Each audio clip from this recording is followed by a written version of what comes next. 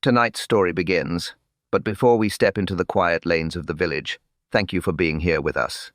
I'm Davis, your host for the evening, and I'm grateful for every listener who finds a little calm in these mysteries.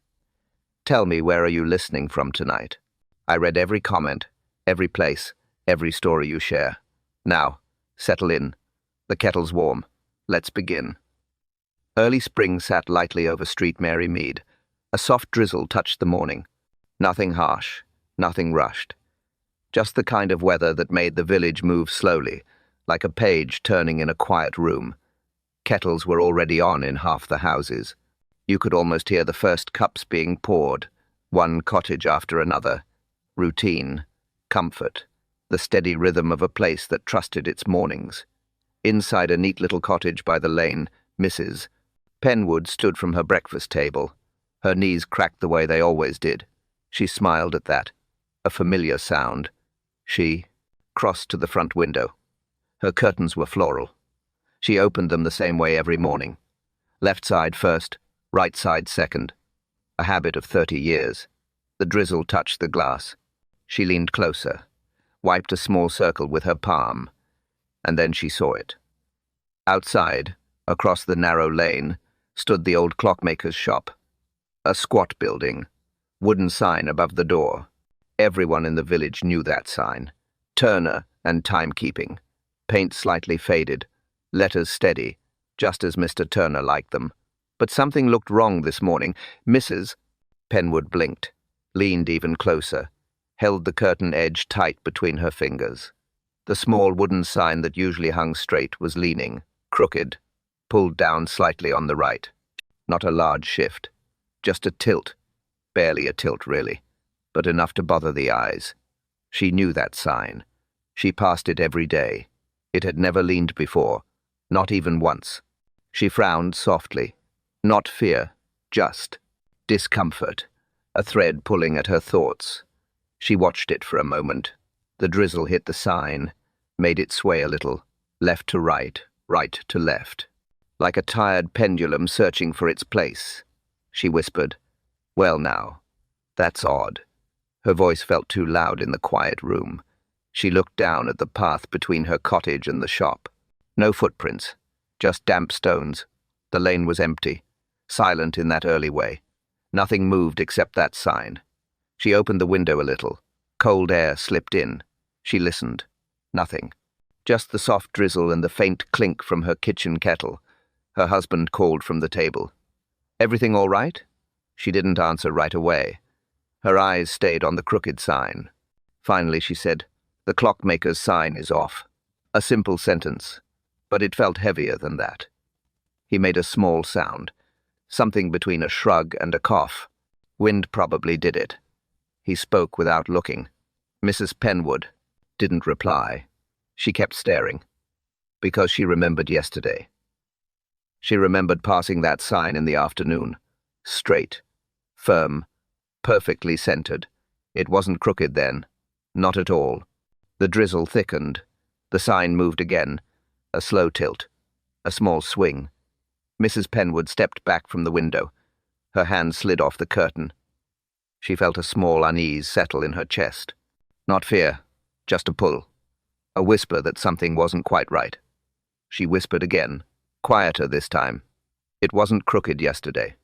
And that single thought stayed with her, followed her, pressed gently, refused to let go. Because in Street Mary Mead, small things mattered. Small things always mattered. And this morning, a crooked sign was the first small thing. The first shift in a peaceful day that wasn't supposed to shift at all. The morning held steady for a while. Nothing rushed, nothing loud. Just drizzle, quiet roofs, and the slow start of another spring day in Street Mary Mead. Mrs. Penwood stayed by the window longer than usual. Her eyes kept drifting back to the crooked sign. It bothered her more than she liked to admit. Not enough to sound an alarm. Just enough to pull her thoughts out of their comfortable rhythm. She finally forced herself to step away. She closed the window.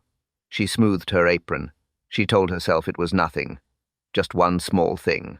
But small things had a way of growing. She moved back toward the kitchen, poured tea. set the cup down, tried to focus on the warmth rising from it. Then something tugged at her again. A soft nudge in her mind, a whisper of unfinished noticing. She looked back toward the window. Just one more glance, she told herself. Then she would get on with the morning. She walked over, pulled the curtain gently, peered out again, and that was when she saw it. The second odd thing. Small, quiet, but unmistakably wrong. Inside the shop window sat a brass mantel clock. Everyone in. The village knew that clock too. It always ticked, always moved, always pointed to the right time. Mr. Turner used it to show his repairs were reliable, but today it was still, frozen. Its hands sat firmly at 11:47. Mrs. Penwood blinked, leaned closer, pressed her forehead to the cold glass of the window. Still 11:47. Not a twitch, not a shift, not even the faintest suggestion of motion. "Oh dear," she whispered. She checked again, as if it might start up the moment she looked away. It didn't. Her mind moved slowly at first, cautious, unwilling to jump anywhere strange. Clocks stopped all the time, didn't they? But not this one. Not that clock. Not in that window. It had been ticking yesterday. She remembered it clearly. She had paused on her walk home to admire its shine. She remembered the hands moving. She remembered the gentle swing of the small pendulum. Steady, reliable, alive. Today it looked dead. A silent clock in a silent window. Her fingers tightened on the curtain. She called out to her husband again. "Dear, the window clock has stopped." He didn't answer right away. He was focused on buttering toast. He said something about springs breaking, about old mechanisms, about age. But her eyes stayed fixed on the frozen hands. 11:47. So precise, so firm, so wrong. She whispered again, mostly to herself. It wasn't like that yesterday. Her voice cracked a little. Not with fear, just with the uncomfortable sense of something out of place. The drizzle outside thickened, made the still clock look even stiller. Almost staged, almost waiting. Mrs. Penwood stepped back. Her tea sat cooling on the table, untouched. Her morning rhythm gone. Her thoughts unsettled. A crooked sign was one thing. A stopped clock was another. Two small things, but together they felt heavier, larger, more deliberate. She looked at the clock a final time. Still 11:47. Still wrong in a quiet way. She felt a chill run up her arms. Not from the window. From the thought forming slowly inside her. Something had happened. Something small. Something quiet. But certainly, something. And the village had not noticed it yet. Not fully. Not the way she had. Mrs. Penwood pressed her hand gently to her chest. The drizzle continued. The sign swayed. The clock stayed still. And the morning was no longer ordinary at all. Mrs. Penwood stayed by the window longer than she meant to. Her fingers rested on the curtain edge. Her eyes bounced between the crooked sign and the frozen 11:47. Two small things. Too close together. Too out of place. She felt her breath catch. A soft, startled sound. The kind that slipped out before she could stop it. She turned toward the kitchen. "Arthur," she called.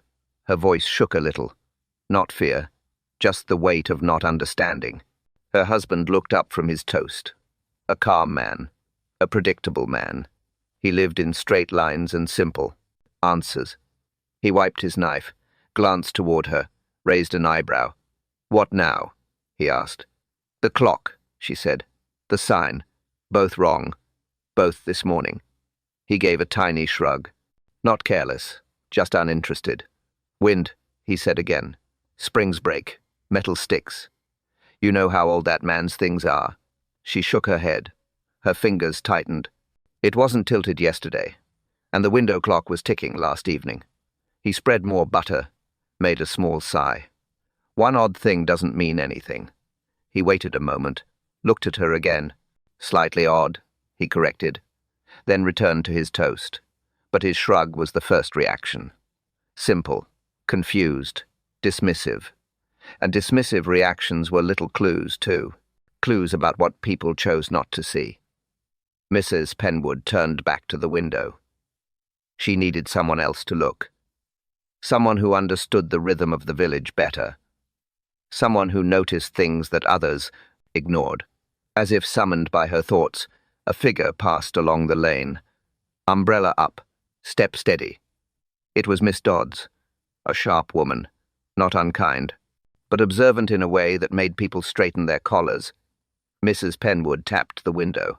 Miss Dodds paused, turned, raised her umbrella a little. Mrs. Penwood opened the door. "Morning," she called. The drizzle kissed her hairline. She pointed across the lane. "Do you see it?" Miss Dodds followed her finger. She looked at the sign first. Her face changed. Not dramatically, just tightened. A small crease formed between her eyebrows. "That wasn't like that yesterday," she said. "Flat, factual, certain." "Exactly," Mrs. Penwood whispered. Miss Dodds stepped closer to the edge of the lane, tilted her head, examined the window clock next.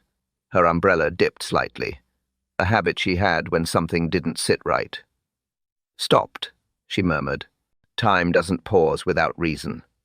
Her voice stayed calm, almost too calm. Suspicion lived there, quiet but sharp. Another reaction. A second clue. A shift in the air that only careful people felt. "It's strange," Mrs. Penwood said. She felt a bit braver now that someone agreed. "Strange indeed," Miss Dodds replied. She dabbed her umbrella tip against a wet stone. A thoughtful gesture, a worried one, in her way. Behind them, the village moved as usual. Bicycles passed, doors opened, chickens clucked. Nothing loud, nothing dramatic. But a thin tension slipped through the morning, light as the drizzle, easy to miss, hard to shake. 3 reactions now existed in the quiet space. Mrs. Penwood's shock, her husband's confusion, Miss Dodds's suspicion. 3 tiny ripples in a still pond. The village breathed around them, calm on the outside, shifted underneath, not in fear, just in the uncomfortable awareness that something small had gone wrong. And street. Merrymead always felt small things. Always. Even before the truth surfaced, even before anyone knew what the truth was. The morning held its breath, waiting, just a little. By mid-morning the drizzle softened, shops opened their doors. Bells chimed as customers stepped in. The village began its usual hum, but the hum carried a new thread today. A quiet thread, thin, persistent, pulled along by voices that never meant harm but always noticed things. The bakery filled early. Warm bread, soft chatter, old stories, new worries. Mrs. Penwood stood near the counter. Her basket hung from her arm. She ordered 2 rolls. She tried to keep her voice steady, but her eyes betrayed her. They kept drifting toward the door, as if expecting someone else to walk in and confirm her thoughts. Mrs. Dodds entered next. Umbrella folded, coat damp, her steps sharp as always. She nodded to the room. No smile today, just a thoughtful expression. The baker's wife leaned in. She had the look of someone holding a question, too, large for her apron pocket. "Well," she said softly.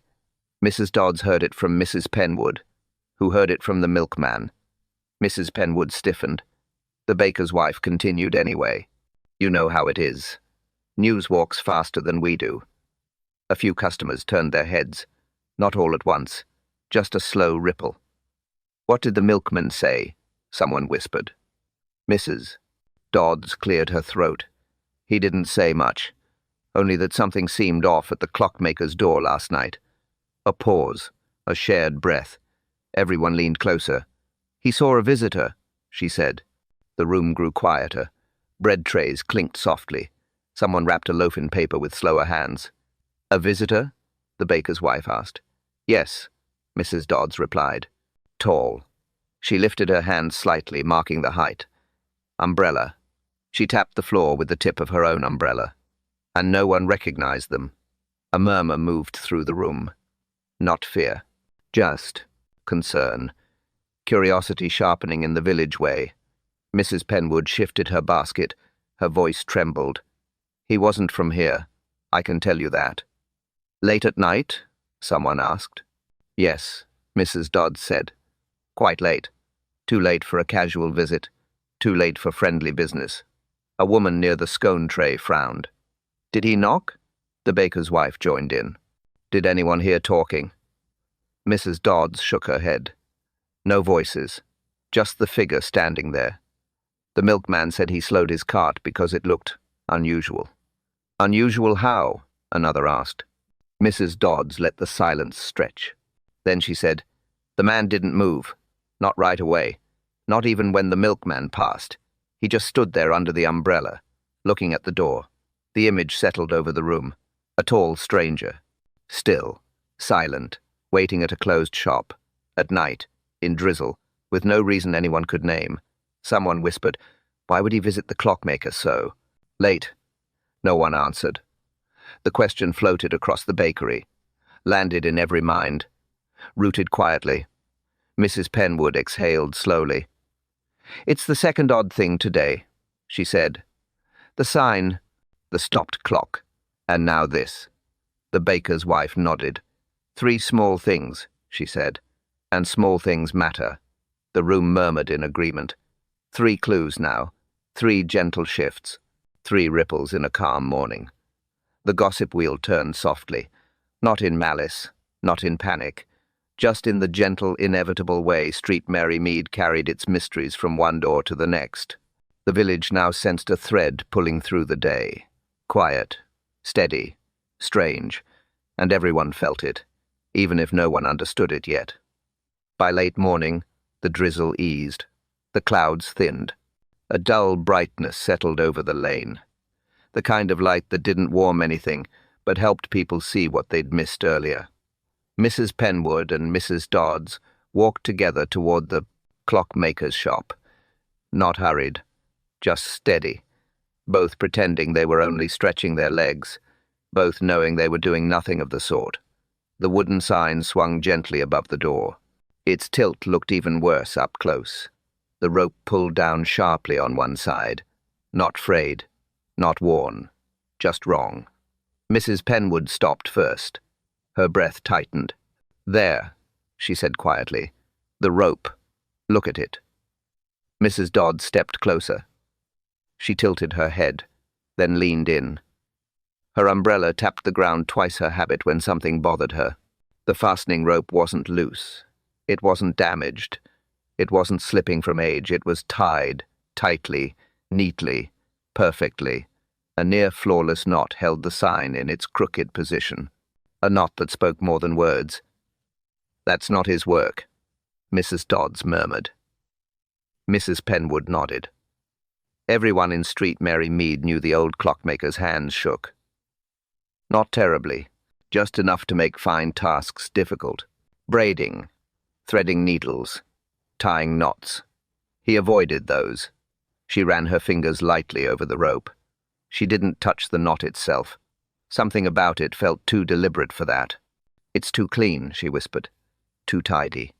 Too strong, Mrs. Dodds added. A perfect knot on a morning filled with imperfect details. Mrs. Penwood stepped back. Her eyes widened a little. He couldn't have tied that. Not recently. Not with the way his hands tremble. That's true, Mrs. Dodds said. Her tone softened, as if speaking for the clockmaker's sake. She respected him. Everyone did. He wraps packages with shaking fingers, Mrs. Penwood continued. He asks the baker to tie his twine for him. His hands haven't been steady in years, Mrs. Dodds agreed. Both women stared at the rope again. At the knot. At the neat, exact twist that held the sign in place. Someone else had tied it. Someone careful. Someone confident. Someone who wanted the sign secured quickly and firmly. But why? Mrs. Penwood swallowed. There's something about this, she said. I can't name it yet, but it feels wrong. It feels arranged, Mrs. Dodds replied. A small moment passed. Quiet, heavy, thoughtful. Then Mrs. Dodds spoke again. She said it softly, more to herself than anyone else. Miss Marple would have noticed. Mrs. Penwood nodded slowly. She always saw the tiny things, even before we understood them. The things that didn't sit right, Mrs. Dodds said. the things others walked past. They both fell silent, not out of fear, just recognition. This was one of those things, a perfect knot on a crooked sign, placed outside a shop with a frozen clock. After a late-night visitor no one recognized. 3 small threads, linked quietly, pulled from the same place. Mrs. Penwood stepped back onto the lane. She looked at the sign again. The knot seemed almost proud of itself. Firm, precise, untouched by the morning drizzle. Miss Marple would have known exactly what it meant, she whispered. And she would have looked closer, Mrs. Dodds added. A pause, a breath, a shift in the air. We should do the same, Mrs. Penwood said. The knot hung above them, steady and still. The first real clue of the day, and it would not be the last. Inspector Slack arrived just before noon. No sirens, no rush, just his familiar steady walk down the lane, hands in pockets, hat low against the leftover drizzle. Mrs. Penwood spotted him first. She straightened a little. She felt half relieved, half worried. A common mix in Street Mary Mead. Miss Dodds nodded toward him. About time, she whispered. Not unkind, just honest. Inspector Slack reached them quietly. He gave a small greeting, a polite nod, no smiles, no frowns. Just his usual thoughtful face. "What's all this then?" he asked. Soft voice. Measured tone. Not impatient, just curious in his careful way. Mrs. Penwood pointed toward the wooden sign. "It's the rope," she said. "It's tied wrong. Too neat." Slack stepped forward. He leaned close. He examined the knot with slow, practiced eyes. He did not touch it. He rarely touched things at first glance. He preferred to look. Long enough for the object to speak without words. He hummed. Barely a sound. More breath than voice. His eyes shifted downward, toward the door, then the stones, then the shop window. Inside the display window, the brass mantel clock sat frozen, still, silent, unmoving. Slack adjusted his hat, tilted his head, stared at the clock for a long second, then a longer one. His frown came slowly, a small crease, barely visible, but real. Mrs. Penwood felt it like a cold drop on her neck. Slack only frowned when something didn't fit at all. He looked at the clock again, then at the sign, then at the clock once more. He connected nothing aloud. He spoke nothing of theories. He simply breathed in the scene, quiet, steady, thinking. Finally, he asked the only question that mattered. "When did the clock stop?" His voice was calm, almost gentle, but the question landed like a stone in still water. Mrs. Penwood shook her head. "No one knows," she said softly. "I saw it this morning. That's all." Miss Dodds stepped closer. "It was ticking yesterday," she added. "I'm sure of it. I passed here in the afternoon."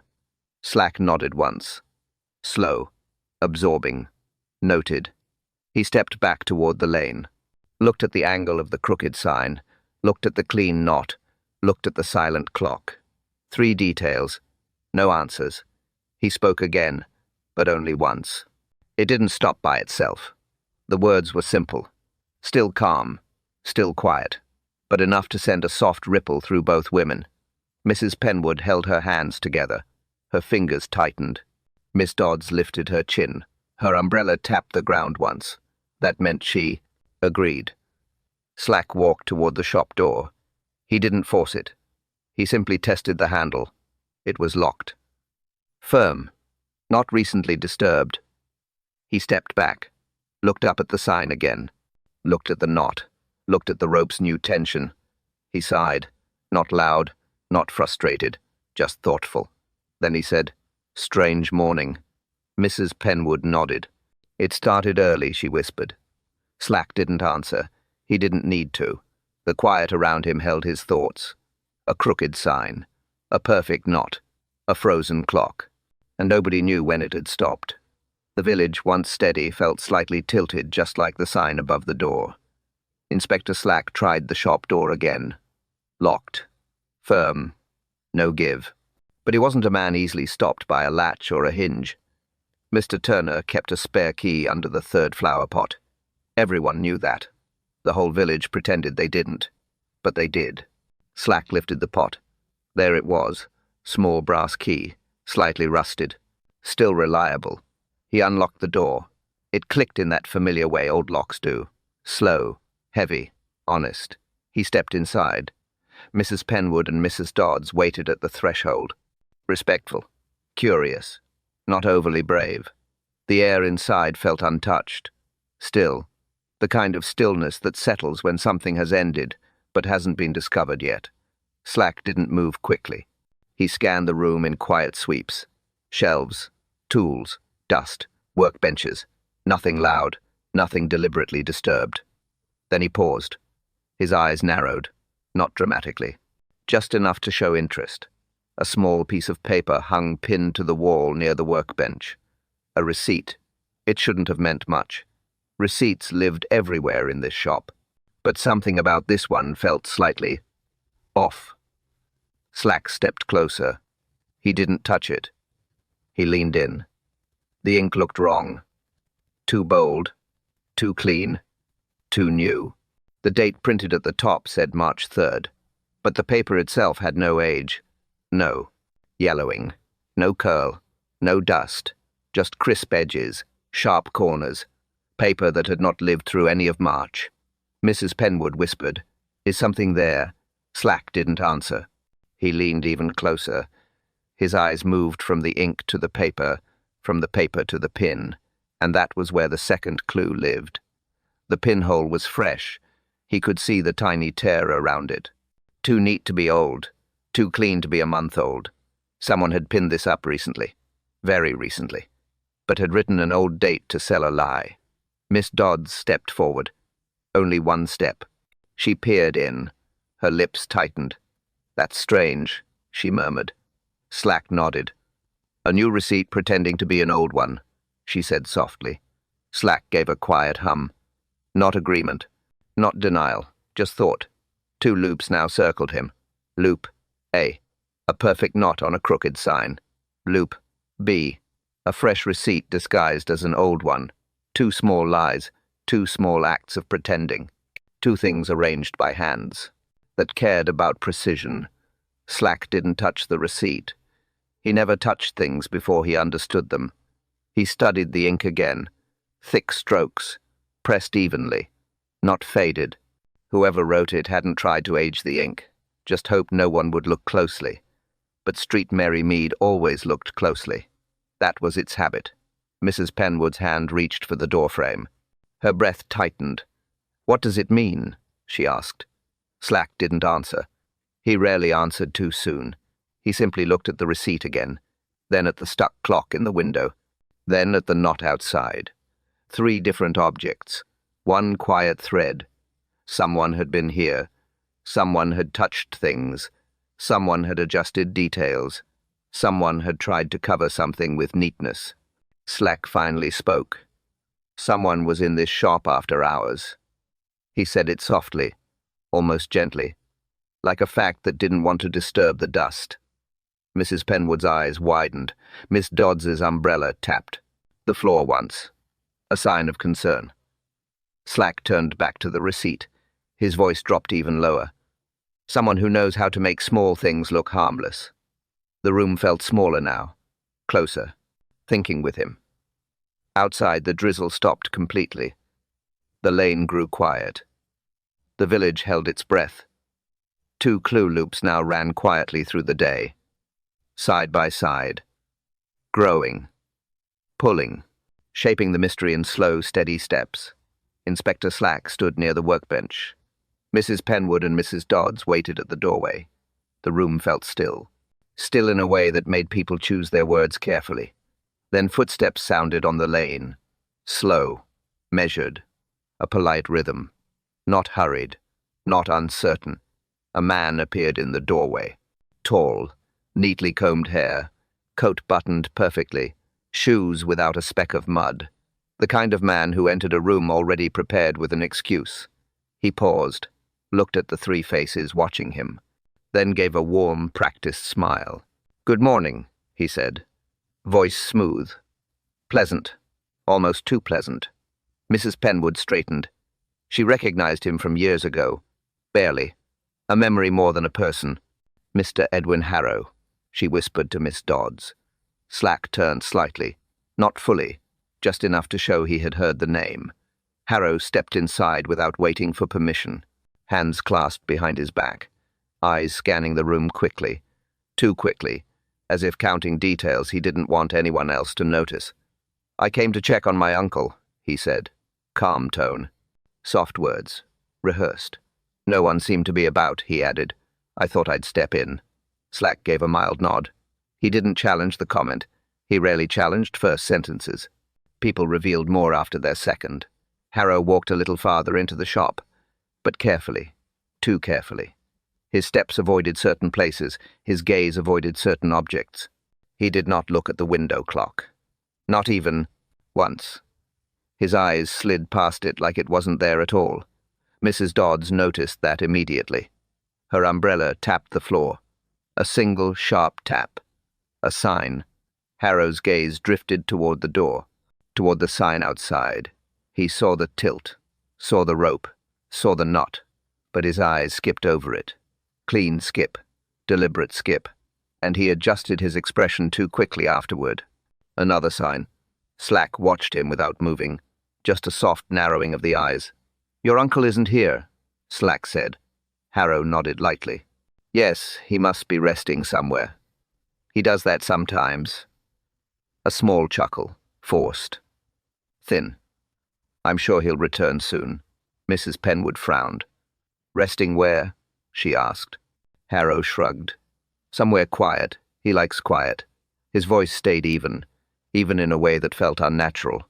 Slack stepped forward one small step. "What brought you here today?" he asked. Harrow folded his hands. "Oh, nothing unusual. Just checking. On him. Haven't visited in a while." He smiled again. Too polite, too calm, too helpful. But his eyes still avoided the frozen clock and avoided the rope knot outside. Like both objects carried weight, he didn't wish to carry. "I heard there were concerns," Harrow added. "But really, I'm sure it's all nothing. My uncle is fine, just resting." Mrs. Penwood's breath tightened. She didn't believe him. Miss Dodds didn't believe him. Even the dust in the room didn't believe him. Slack didn't reply at first. He let the silence sit. A calm silence. Heavy only for the person who feared it. Harrow looked around again, eyes flicking, skipping, avoiding. 2 clue loops already existed. The perfect knot, the fake receipt. Now there was a third. A nephew too eager to appear harmless. Slack finally spoke. "Interesting timing," he said. Soft, plain, nothing more. Harrow smiled again, a little tighter, a little thinner.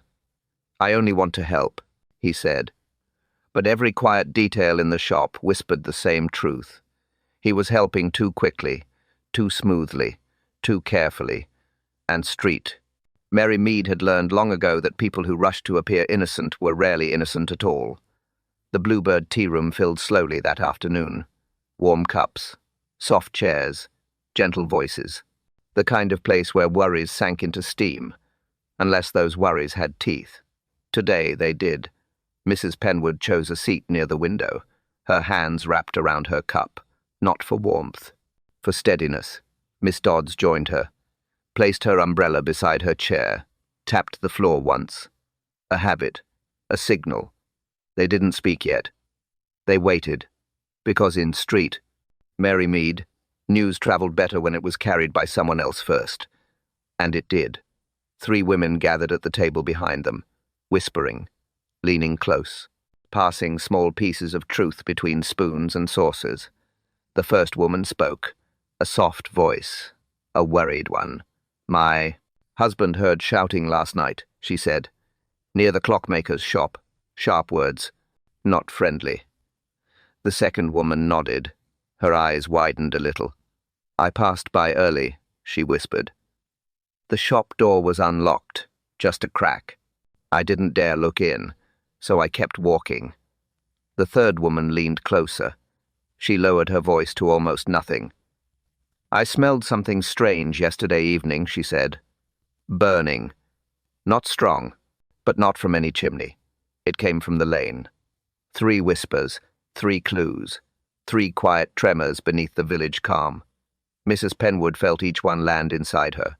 Soft, heavy, important. Miss Dodds listened more than she sipped. Her hand stayed on her umbrella. Still, frozen, alert. The whispering continued. The first woman added, "Someone said they saw a figure leaving late, very late. No one knew who. They only knew the shape. Tall, umbrella, moving quickly." Mrs. Penwood swallowed. Her tea cooled, untouched. More customers arrived. Voices shifted. Chairs moved. The room buzzed with that low, warm sound of village life. Then Miss Pike entered. Small steps, red scarf, nervous eyes. She always carried her nerves the way others carried handbags. She fetched a scone, moved toward a table, stopped, turned, and glanced at Mrs. Penwood and Miss Dodds. "Strange morning, isn't it?" she said. They nodded. Miss Pike hesitated. Her voice dropped. "I probably shouldn't say anything," she whispered. That meant she would. She looked around, checked who was listening. Everyone pretended not to be. "I saw Mr. Harrow last night," she said.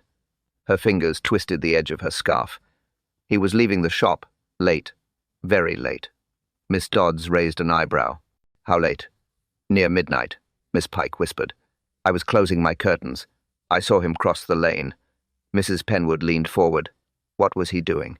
Miss Pike bit her lip. He had something on his coat. Dust. Wood shavings, I think. Her voice thinned. "I didn't think much of it then. But after what you've said..."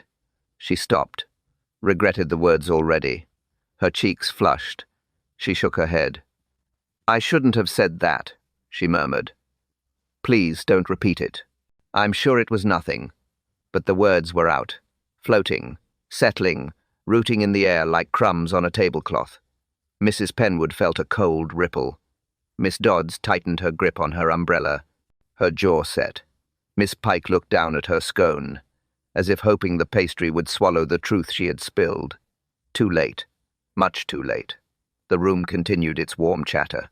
But a quiet thread pulled through every breath. Shouting. Unlocked door. Burning smell. Late-night movement. Dust on a coat. 5 clues now. Soft. Small. Aligned. And the tea room, gentle as ever, carried each one like a whisper meant for the next pair of ears. Inspector Slack returned to the workshop after leaving the tea room behind. He walked in quietly, closed the door behind him. Let the stillness settle again. The shop always felt calm. Clocks ticking, tools resting, dust in familiar corners. But today, something underneath the calm had shifted. He looked around slowly. Nothing loud, nothing broken, not at first glance, but small details whispered for attention. He moved toward the main grandfather clock in the corner, a tall piece, dark wood, old hinges. Mr. Turner's pride. It stood straight, too straight. Slack sensed it before he touched anything. Something about the posture of the clock felt wrong, like a person sitting stiffly to hide discomfort. He crouched, examined the base, then the sides, then the back panel. The back panel caught his eye. It sat unevenly, not enough to trouble a casual visitor, enough to trouble him.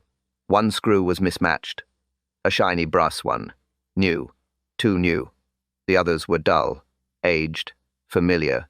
Slack leaned closer. He didn't remove the panel yet. He studied the screw first. Someone had opened this clock, recently, quietly, quickly, but not carefully enough to hide the difference. He unfastened the screws one by one, slow, precise, a method he always used. The back panel eased away quietly. Inside, the cavity should have been clean. It usually was. Mr. Turner kept order in his own way. Neat piles, soft cloth, no clutter. But today, something new waited inside. Tiny wool fibers clung to the inner edges. Pale fibers, soft-looking, not from the clock, not from any cloth, Slack recognized. He touched one lightly with the end of a pencil. It moved easily, fresh, Not settled by time. Wool. Where had wool come from? He checked the pendulum next. Light soot dusted the small vent beside it. Barely noticeable. Just a faint smudge across the wooden lip. Soot had no reason to be there. Not in that place. Not in that amount. Not on a clock kept so clean. Slack sat, back on his heels.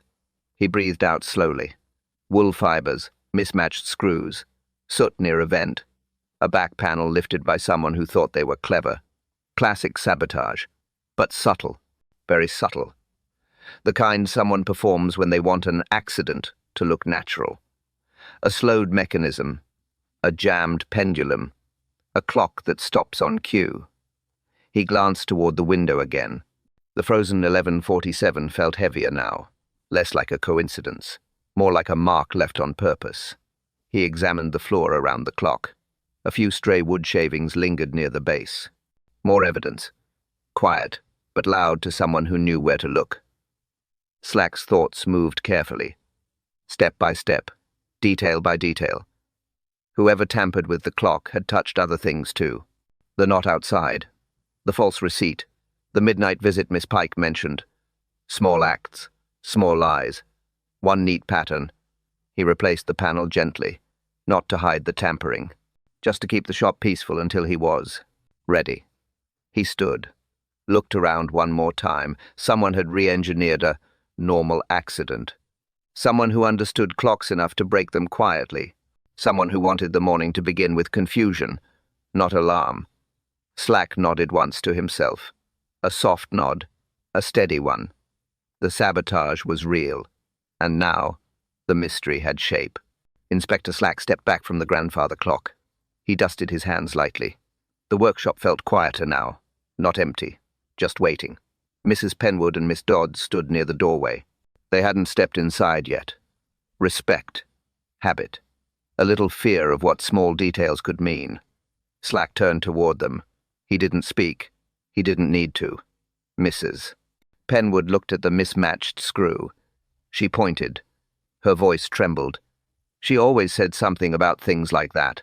Slack raised an eyebrow. Who? Mrs. Penwood swallowed. Miss Marple. Miss Dodds nodded quickly. She hated mismatched screws, she said. Always said they meant someone was hiding a hurry. Slack's eyes softened. Just a fraction. He had heard that too. Miss Marple had mentioned it once when a broken gate latch puzzled him for days. Mrs. Penwood stepped closer. Not too close. Just enough to see the clock clearly. She always noticed when something was too perfect, she whispered. Too neat. Too tidy.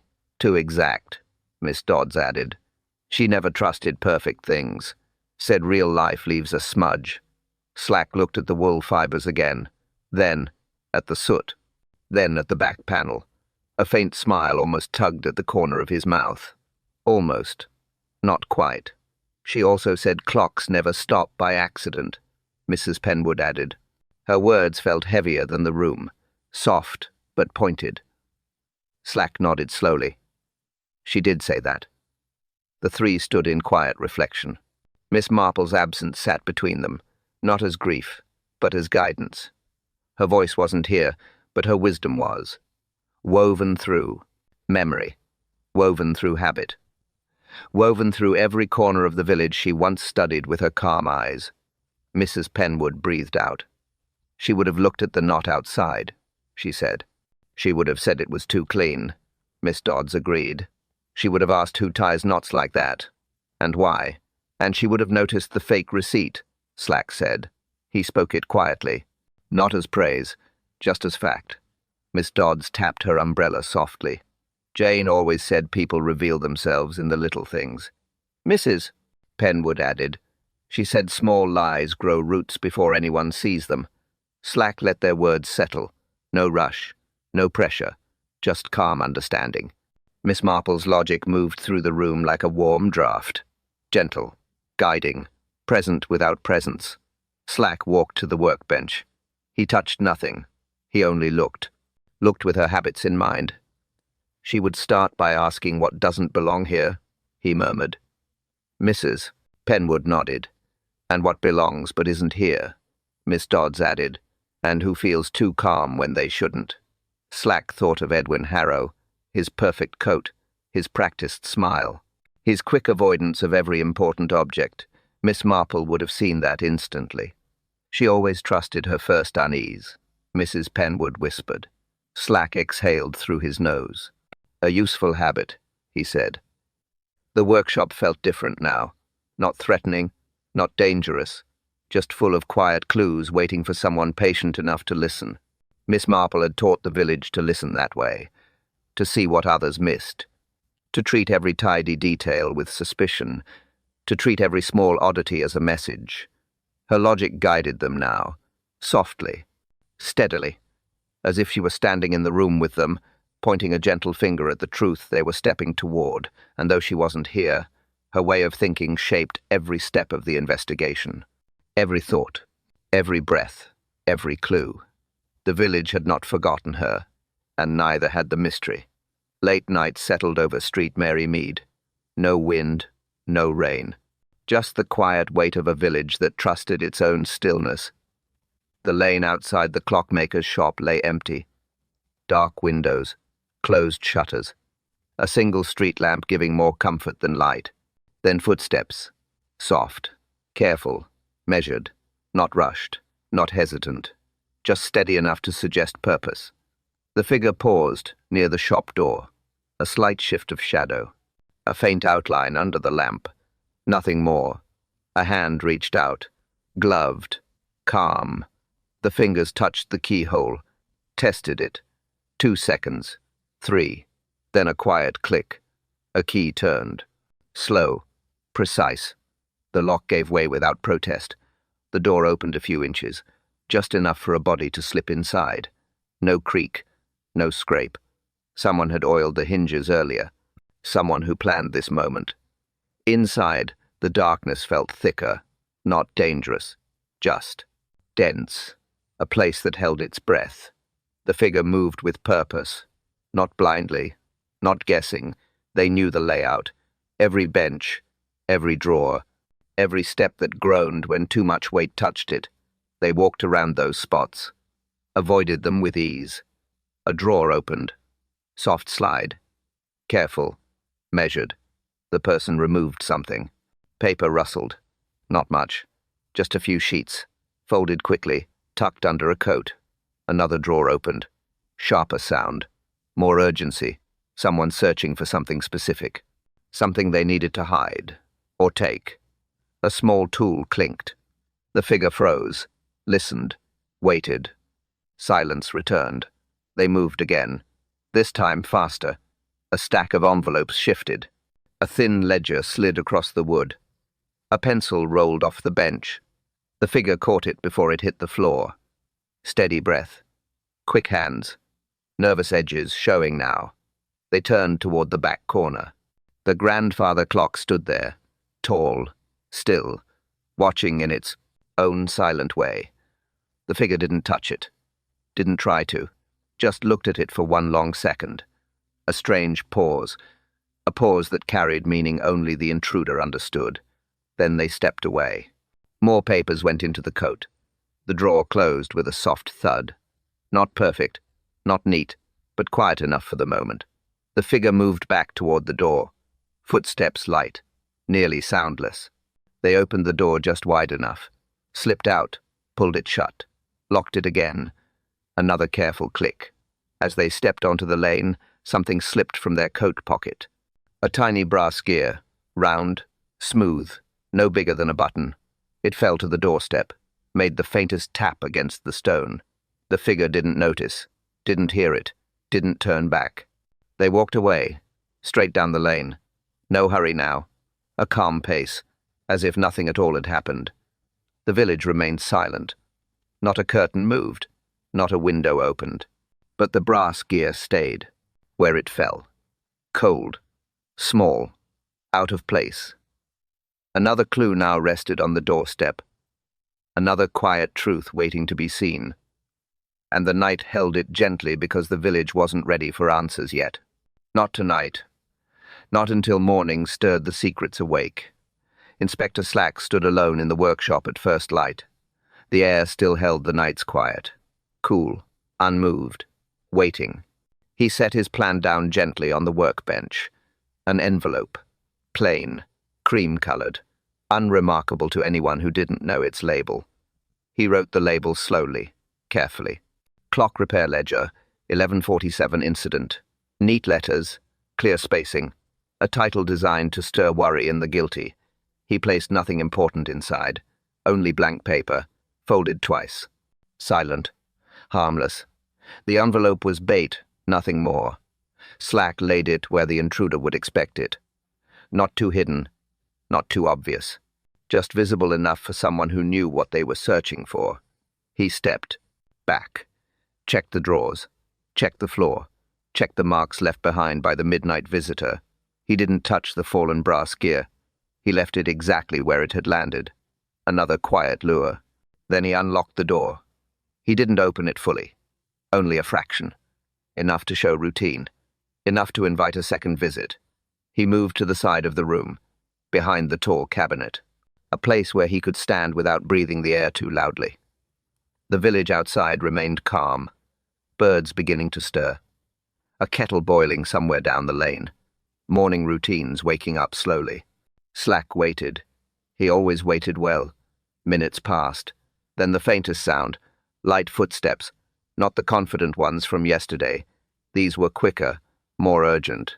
A touch of fear hidden in the pace. The shop door eased inward. A hand slid through the gap. Gloved again. Prepared again. The figure slipped inside. Dawn light touched only the edge of their coat. The rest stayed. In shadow. They didn't hesitate. Not today. They went straight to the workbench. Straight to the envelope. Their hand hovered over it for one heartbeat. Just enough to reveal recognition. Then they snatched it. Quick. Decisive. Almost relieved. Slack watched the body tense. Shoulders lifted. Breath caught. A small shake in the hand holding the envelope. The intruder tucked it inside their coat, turned sharply, moved toward the door. Too fast, too nervous, too revealing. Slack stepped forward, only enough to shift the air. A soft movement. A presence becoming known without force. The figure froze, only for a second. Then they bolted. Out the door. Down the lane. Coat flaring. Footsteps sharp. The envelope pressed tight against their chest. Slack didn't chase. He didn't need to. He had seen enough.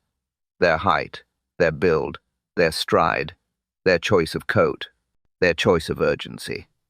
He stepped onto the lane and watched them disappear behind the Riand of the Dotty, Baker's corner. He exhaled slowly, not in triumph, just in quiet confirmation.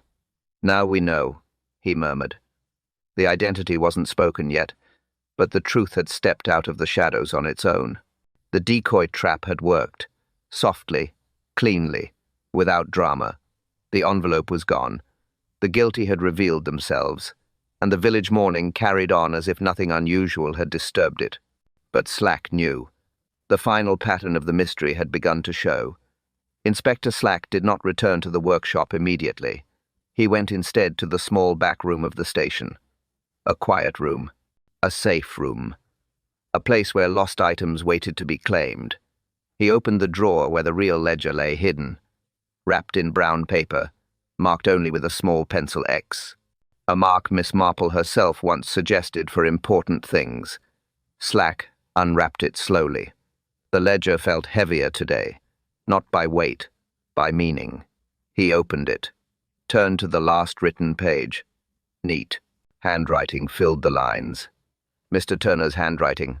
Small, precise, honest. A record of repairs, a list of customers. Then, something different. A new heading. Late visitor. Slack read the next line. Asked for money. Simple words. Tight spacing.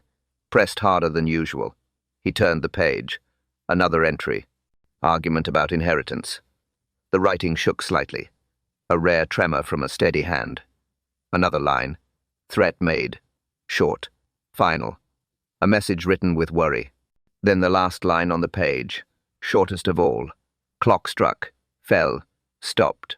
Slack closed the ledger halfway. He let the meaning settle. The stop display clock outside. the frozen 11:47, the loosened panel inside, all pointed to the same moment. The clock had not stopped gently. It had been slammed, knocked, hit during a fight, a scuffle, a shove, a sudden jolt. Not an accident, not a mechanical fault. A human moment preserved in gears. Slack. Read another note tucked in the ledger's corner. A tiny slip of paper, barely held by a bent staple. It said, "Not outside, tied by visitor." Slack exhaled. Soft, knowing. He flipped the note over. Mr. Turner had added one more line. "Not my knot. Too neat." Slack thought of the rope outside. The perfect knot. Too tidy. Too controlled. A knot tied by someone with practice. Someone with training. Someone who tied knots for a living. Slack thought of Edwin Harrow. His polished calm. His careful steps. His quick avoidance of every important object. And something else. A detail whispered earlier in the tea room. Miss Pike had mentioned it once, years ago. Harrow used to work near the docks. Helping with repairs. Helping with ships. Helping with ropes. Slack opened the ledger again. He read the final line at the bottom of the page. Written faintly. Almost as if Mr. Turner had hesitated. Visitor angry. Mentioned boatyard job. Slack closed the book. Fully now. The truth was no longer scattered. It had shape. Clear. Quiet. Complete. A demand for money. A threat. A fight. A clock slammed in the struggle. A perfect knot tied by practiced hands. A nephew with a boatyard past. A shop intruder desperate enough to steal a decoy envelope. All threads met in one place. Mrs. Penwood's words echoed softly in his mind. Miss Marple always noticed the hands, not the face. Slack nodded to himself. She would have pieced this together long before now. But her logic still lived. Still guided. Still taught him where to look. He wrapped the ledger again. Set it aside gently. The mystery was no longer fog. It was a path. And the next step led straight to Edwin Harrow. Inspector Slack found Edwin Harrow in the workshop that afternoon. Alone, coat removed, sleeves rolled, tools neatly arranged around him. He was repairing a small mantel clock. Steady hands. Controlled movements. Too controlled. Harrow looked up when Slack entered. A polite smile appeared. Small, careful, practiced.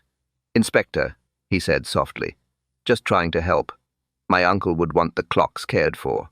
Slack nodded once. Not agreement, not disagreement, just acknowledgement. He stepped closer to the bench. Slow, unhurried. The kind of pace meant to quiet nerves.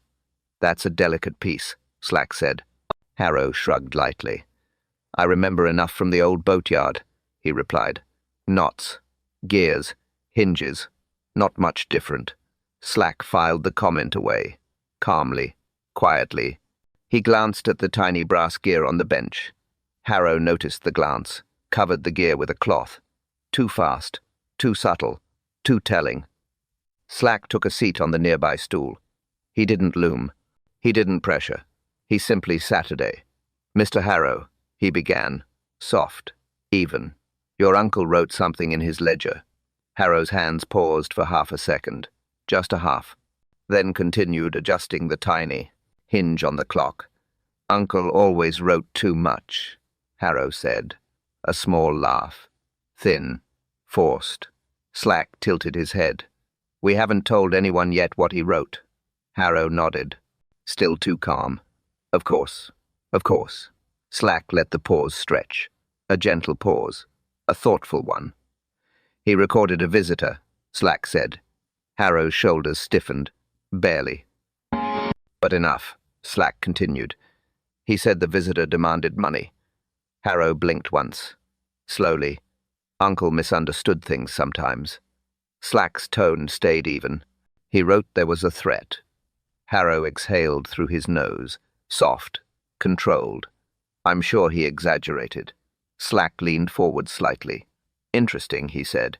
"We never mentioned a threat." Harrow froze. His fingers tightened on the small screwdriver. The slip hung in the air. Clear. Quiet. Final. Slack waited. Gave him room. People spoke more when given room. Harrow swallowed once. His voice cracked, just a little. He was upset, he murmured. Everyone argues. Families argue. Slack nodded. True, but not the whole truth. He recorded something else, Slack continued. Something about the clock. Harrow looked up too fast. Which clock? He asked. Slack didn't answer the question. He didn't need to. The reaction answered for him. The one that stopped at 11:47, Slack said. Harrow looked away, jaw shifting, hands tightening around the clock he was pretending to fix. We didn't tell anyone that time either, Slack added. Silence settled between them again. A calm silence, not accusing, not cruel, just filled with the weight of understanding. Slack spoke gently. Harrow, your uncle wrote that the clock fell during the argument. Harrow's eyelids fluttered. A small tremor, truth pressing too close. Slack continued. And the knot outside, tied by someone used to working on ships. Harrow shut his eyes. Just for a second. A long, slow second. When he opened them, the practiced calm had faded. Only tiredness remained. I didn't mean for it to happen, he whispered. Soft, thin. The truth finally exhaled. Slack didn't raise his voice. He didn't move closer. He just nodded. The truth had unfolded quietly, just the way small truths do in Street Mary Mead. Inspector Slack returned to the workshop a few minutes after Harrow's slip. He did not hurry. He did not summon officers. He simply walked back with a steady step. Calm, measured, prepared. Harrow still sat at the bench, hands resting on the small mantel clock. Tools untouched now, eyes lowered, breath thin. Slack closed the door behind him, softly. No click of authority, just a quiet closure of space. Harrow, he said gently. Let's talk through it. Harrow nodded once, not in resistance, not in acceptance. Just a small, tired movement. Slack pulled up the stool again, sat beside him, not across from him, not towering, just near enough for truth to settle. It wasn't one thing, Slack said, not one clue.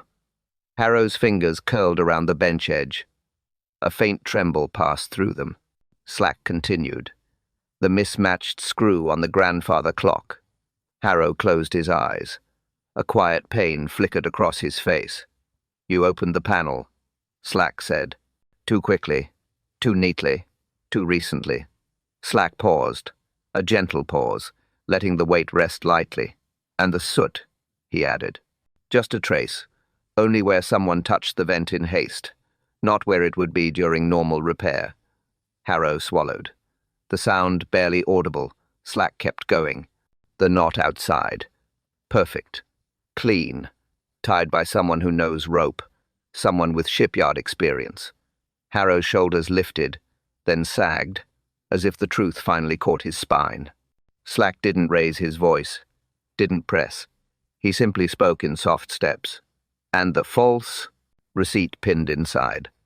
Wrong ink, wrong date, fresh pinhole. Harrow rubbed his forehead with the back of his hand, a slow, defeated motion. You placed it there, Slack said, to make the day look ordinary, to hide the argument. Harrow's breath caught, a small, shaky inhale. Slack reached into his coat. He placed the real ledger on the table, wrapped, marked with the pencil X. Harrow stared at it, as if it were heavier than stone. Your uncle wrote everything down, Slack said. Visitor, demand for money, threat, argument. Clock slammed in the fight. Harrow's voice cracked. Just one small crack. I only wanted my share, he whispered. Slack nodded, not harshly, not judgmentally, just acknowledging the truth spoken aloud. That ledger you stole this morning, Slack said softly. The decoy. You thought it held those pages.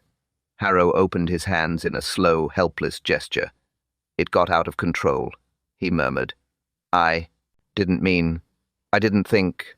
Slack stood, not abruptly, not sternly, just stood. Harrow, he said, voice calm. It's time. Harrow didn't resist, didn't argue, didn't plead. He simply lowered his eyes, placed his hands together, waited. Slack placed a gentle hand on his shoulder. A soft gesture, a human one. "There will be no fuss," Slack said. "No noise." Harrow nodded once. "I didn't want to hurt him," he whispered. "I only wanted what was mine." Slack guided him toward the door. Slow steps, quiet steps. The workshop watched them go in stillness. Outside, the village remained calm. No eyes at windows, no raised voices, just the morning settling into its usual rhythm.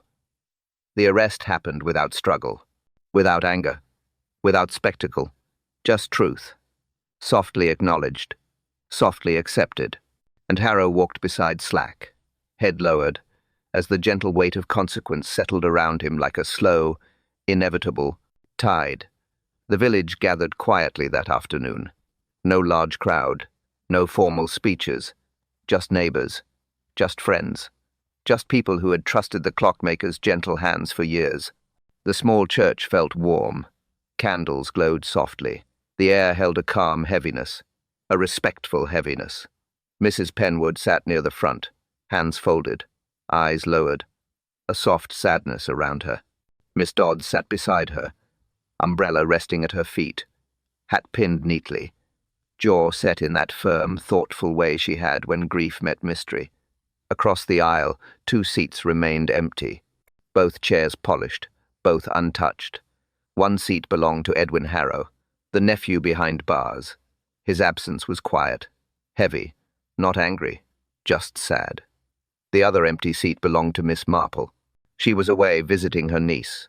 A planned visit, a promised visit, a visit she would not break even for sorrow, but her absence was felt, softly, deeply, like a missing stitch in a familiar pattern. The vicar spoke a few gentle words, nothing grand, nothing heavy, just kindness. Mr. Harold Turner was a patient man, he said, a careful man, a man who noticed the small things. Heads nodded around the room. Small things, always the small things. Mrs. Penwood dabbed her eyes with a handkerchief. Miss Dodds reached over, touched her hand once. A quiet comfort. The service moved slowly, steadily, just like Mr. Turner's clocks. No rush, no urgency.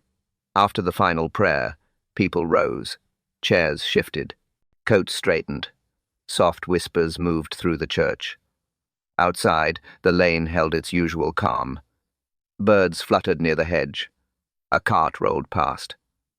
Life continued, as villages always do. A few townsfolk walked together toward the clockmaker's shop.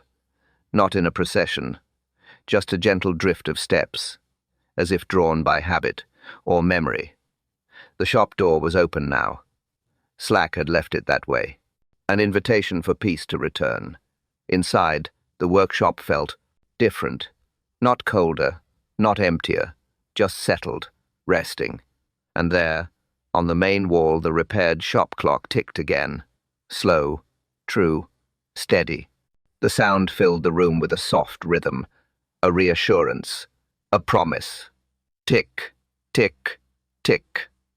The villagers stood quietly, listening, not to time passing, but to the clockmaker's legacy, a legacy built from gears, patience, and gentle care. Mrs. Penwood smiled faintly. "He would be pleased," she whispered. Miss Dodds nodded. He liked things running properly. Slack entered the doorway, hands in his pockets, face calm. He looked at the clock, then at the people. He said nothing. He didn't need to. The repaired tick was enough. The shop breathed again. The village breathed again. 2 empty seats still lingered in their hearts. One for the nephew who made a wrong choice. One for Miss Marple, whose wisdom watched from afar.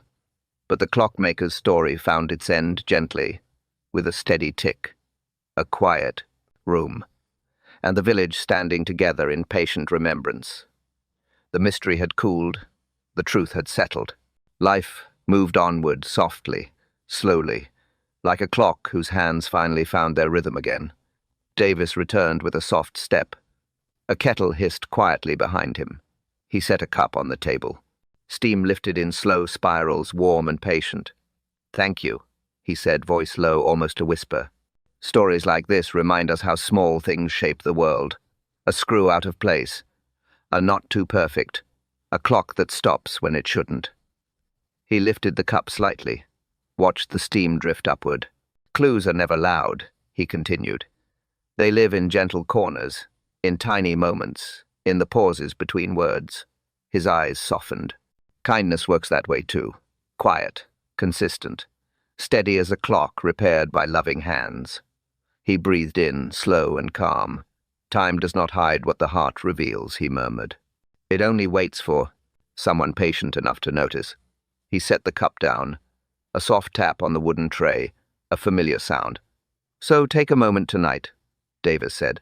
A sip of something warm, a breath of peace, and a reminder that even the smallest truth finds its way home. The steam curled once more. The room settled into quiet, and the mystery cooled, gently like tea before sleep. A single clock ticked in the quiet room, slow, even, comforting in its small, steady way. On the table, a teacup rested, steam fading, surface settling, warmth slipping into the evening. Across the room, a window glowed softly. Just one lamp, just one room, a little island of calm in the dim village night. Nothing moved quickly now, nothing hurried. The day had done its work. The truth had found its place. The clock ticked on, the tea cooled, the light held steady. And in that gentle stillness, one line rose like a final breath, soft, simple, certain. Truth cools slower than tea, but it always cools. The room exhaled, the night settled, and the mystery faded into quiet, leaving only peace and the slow rhythm of a village returning to itself.